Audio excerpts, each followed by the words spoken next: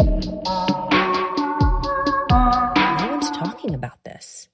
No one's talking about the multi-organ system, failure that a lot of women are going through, and they're suffering in silence, and physicians aren't helping. We're not trained. We need to bring it to the forefront. For people that don't understand menopause, they might think it's a small issue affecting a small group of people.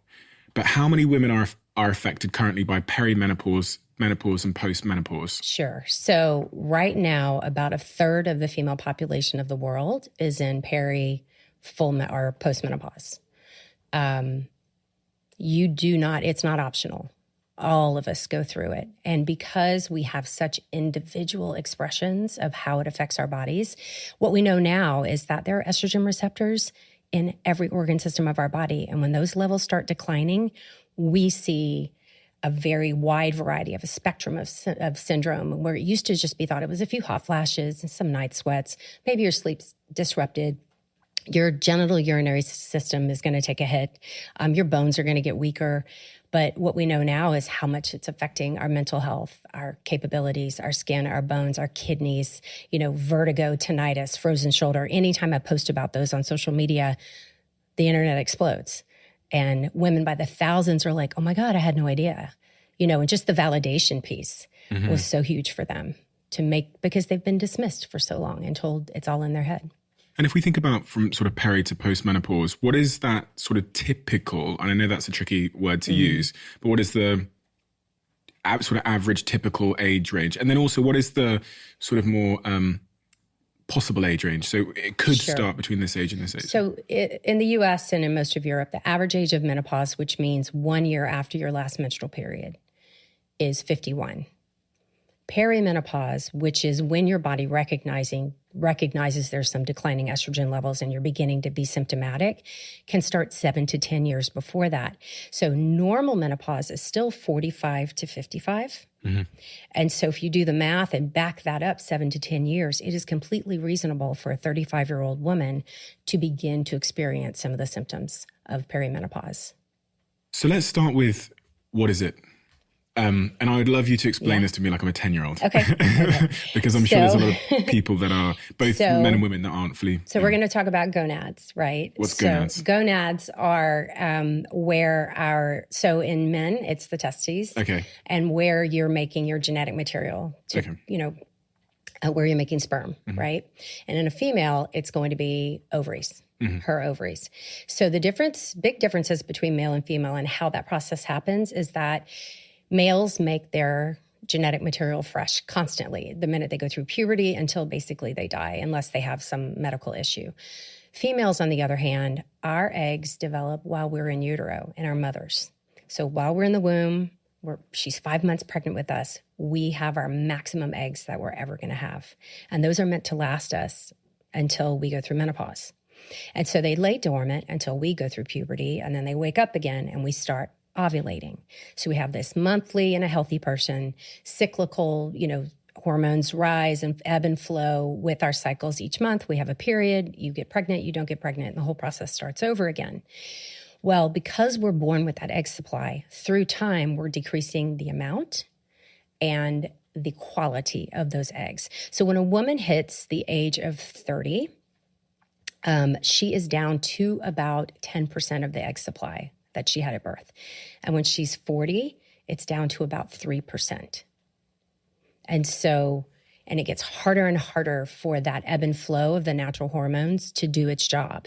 And we start seeing fluctuations in her periods, and then organ systems that are beginning to notice the lack of estrogen. Estrogen is a really powerful anti-inflammatory hormone in most of our body systems. So the musculoskeletal syndrome of menopause is really starting to be talked about quite a bit now.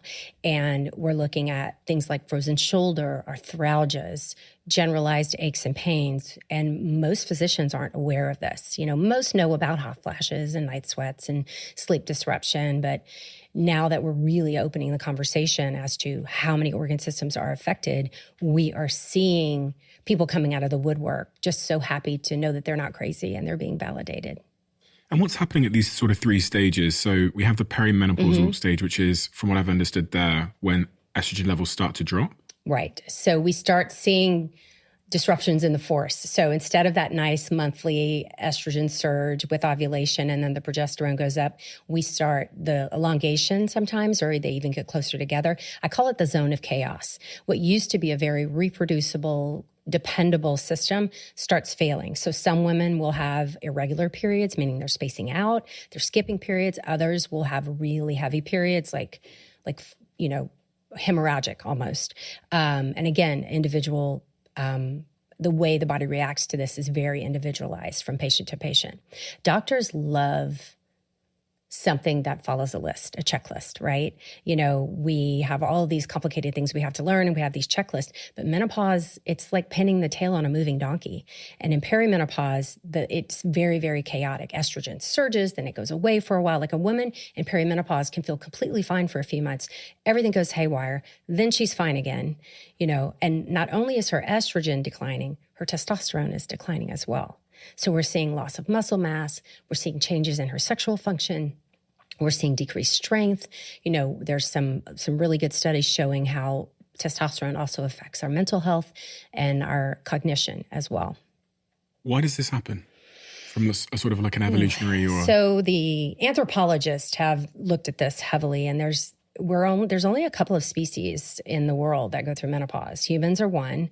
There's a couple of species of whales, and I think they've now discovered one of the giraffes. Species of giraffes can do it. But by and large, most mammals will die while they're still ovulating. They're not going to go through a menopause. And so there's something called the grandmother hypothesis, where there was an evolutionary advantage for women to survive if she stopped the ability to have children at some point.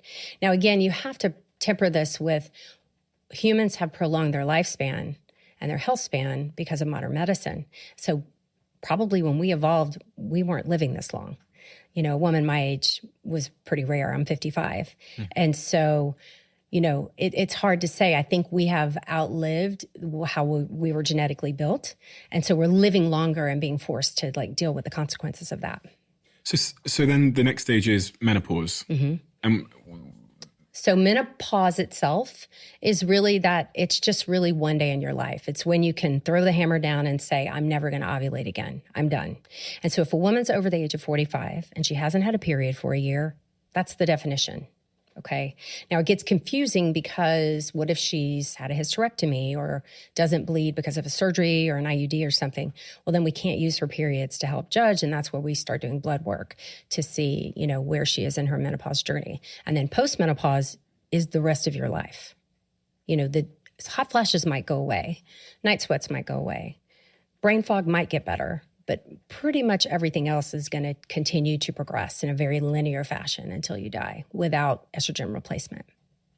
To put it lightly, you seem somewhat dissatisfied with the current set of answers that the medical field, but just society at large are offering for women in the sort of peri and post and menopausal phase of their life. And I've sat here with a lot of women who are experiencing menopause at one stage or the other, and they also seem to be at a loss for answers. Mm-hmm. I was sat here 2 days ago with a very, very successful woman who, has all the resources in the world, and she basically, and this is someone that has all the answers. People come to her because she has the answers.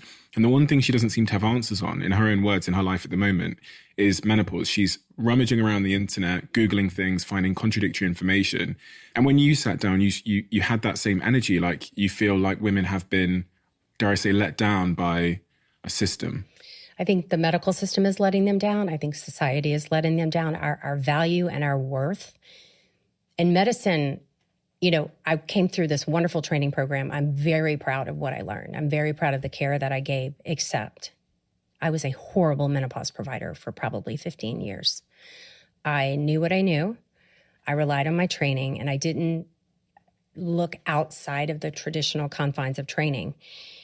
This is such a systemic problem that, I'm going to tell you a story, and this is true. And it's embarrassing, but I think it needs to be said because I think it really highlights how women are treated in medicine. When I was in training, we had these upper level residents. So we have a hierarchy where you have different years of training. So I was in the early years, maybe my first year, and we had these clinics that we would run to take care of patients. And so we have obstetrics and we have gynecology as like divisions in our training. So in gynecology, everything gets lumped together. Pediatrics, menopause. We had no specific menopause clinic. I maybe got 6 hours of lecture in a 4-year curriculum. And so we'd have these women coming in midlife, and they had multiple complaints. They didn't feel good. They weren't sleeping. They were gaining some weight. They were, aching. They, just this laundry list of things that were a little on the vague side.